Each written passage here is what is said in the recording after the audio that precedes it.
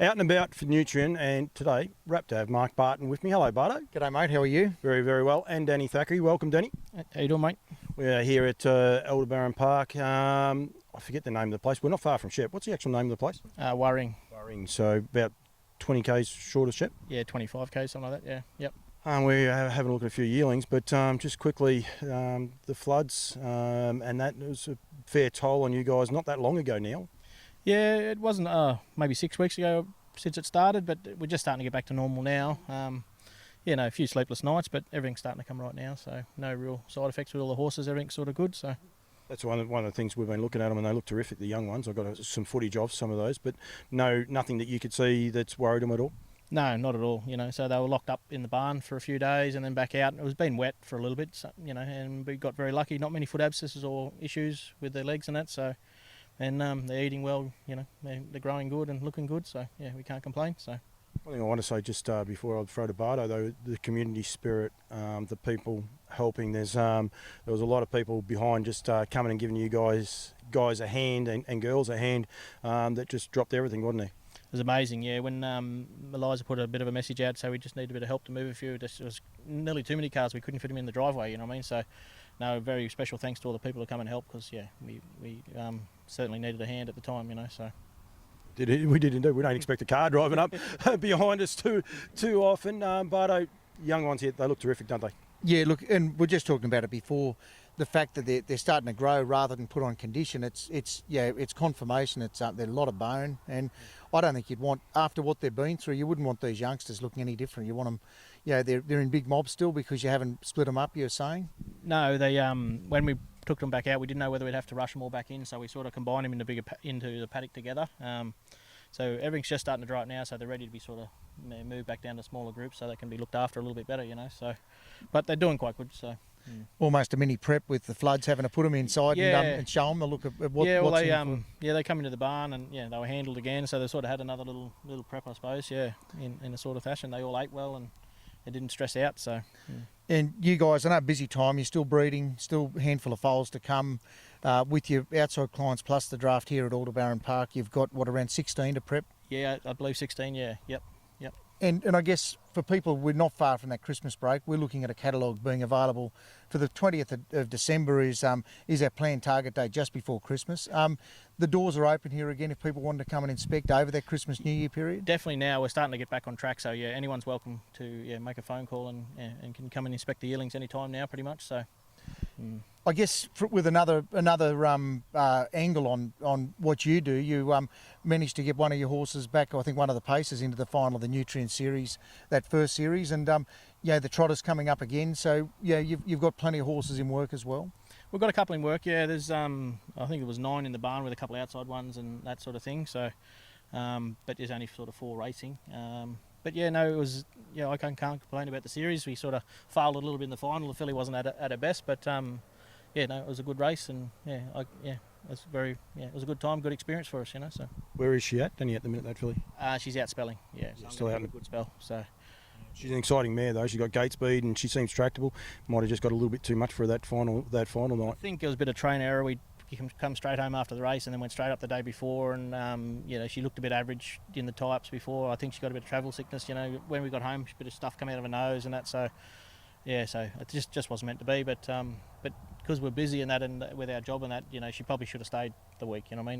Probably would have been better for her, but just didn't happen, and we made the wrong decision probably. So. Well, it's a learning experience though, and you had a lot of fun, and you capped off with a great win there on the Tuesday. So the highs and lows. Yeah, I think we're going to give her a really good spell. I think she'll come back quite good next year, and just fingers crossed that she can measure up with the better ones. So she's got the manners and the speed, and that. It's just if she can take that next step, she'll be a really nice filly. So. The Aldebaran Park name, Danny, we were just saying there before. You must be wrapped with, pick up a race book, doesn't matter where it is, Queensland, anywhere, and you get the Aldebaran will pop up. But just the longevity of the breed, you'll see horses that will race as 2-year-olds right through 6-7-year-old. It must be something you guys are proud of. You want to win the group races, you want to win the listed races, but I reckon just the dead set longevity of the Aldebaran horses. Well, it's, as we all know, it's harder to find that elite animal. They don't come along very often, but we seem to have a knack of getting nice horses that last a long time and just keep getting a bit better, and they earn good dollars in the long run. So we'd love to get them champions all the time, but it doesn't seem to happen that way. So, but the breed seems to just keep going, and Duncan's done a wonderful job selecting his mares and stuff, and whatever we do, it seems to be working, So. Dancing in the Dark. How did I go? Is that it? That's him, yeah. Yep. How's he? Well, I know how he settled in because we saw him Redwood Day, and we're fortunate enough. I might be able to even find that if I'm clever enough. When he got off the float, I actually just pulled up behind you guys and pulled him off. But I mean, he looked a cool dude that day. I would say he's still doing the same thing now. Yeah, he's really good to handle. He's getting a little bit more excited. He's making a bit more noise as we go into the jump. He's getting good at his job now, but he's no dramas. Yeah, beautiful animal to do it with, and being well educated and got a good temperament and.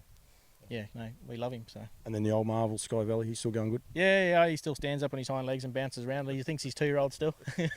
He is noted for that. But, I mean, you've got to remember, you guys are sellers and that you do prepare a lot of horses, but you're still a full-blown stud like we were watching you there. I don't know how many horses we saw go through the scanning, so it's full on, isn't it? 15 through the crush this morning, so there's still a little bit of everything to do. It's just, It is, mate. Well done. Thanks for giving us a little bit of time, Barton. We've got to remember,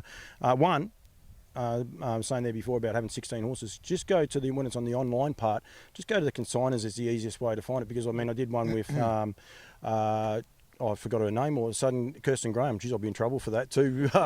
And they're preparing 4, but if you just go to the Kirsten Graham, I think her and her father have only got 2, and it's a little bit the same for you guys. If you want to see the whole draft of what you got, if you go to the Elder Barron Park, and I think it was, you're going to tell me it was Mel and Danny, or Danny and Mel? Yeah, Park, Mel and Danny as well. So it's got Aldebaran Park and Mel and Danny, so they'll find everything on there. So and that'll give you the full list of them, so then people can have a look at those. And we want people to come here. There's 2 reasons why I want to come here. One, to have a look at them, but also for the communities. Like I just went through Murchison, there's still sandbags up everywhere. Like go to the bakeries and look after these guys as well. Yeah, no, I appreciate that. So yeah, they will indeed.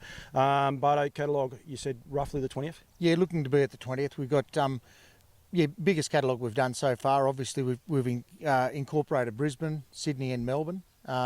It'll be about nearly 2.5-3 centimetres thick, so it'll be a big race book style catalogue. But we're looking at the 20th, Riverina Paceway. They've got a race meeting on the afternoon evening, so we're going to introduce Gemma Smallman, who's joined the team as our admin support, based out of Wagga with me. Yep. There's a lot of horses bred within 100 k's of that Wagga area, so we got the opportunity with the club to invite our clients, anyone that wants to come down. We'll invite everyone on our database. I don't care if you're in Queensland or South Australia, WA, but we'd hope to see a good group of people there. Launch the catalogue. It's online. I think Alan Parker said there was 150 updates after the weekend's racing last weekend, so it's a lot of work to keep that updated. It's now red print any of those updates.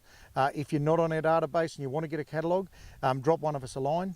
Gemma will be there at Wagga, like I say, but we'll get them around the tracks over that next sort of 10 days between then and New Year. And we'll look to our first sale is on in Sydney on the 5th and 6th, and then we'll go to Brisbane, Bathurst, miss the Gold Crown weekend, then back down here to Victoria for the first weekend in April. So it's a busy time come March.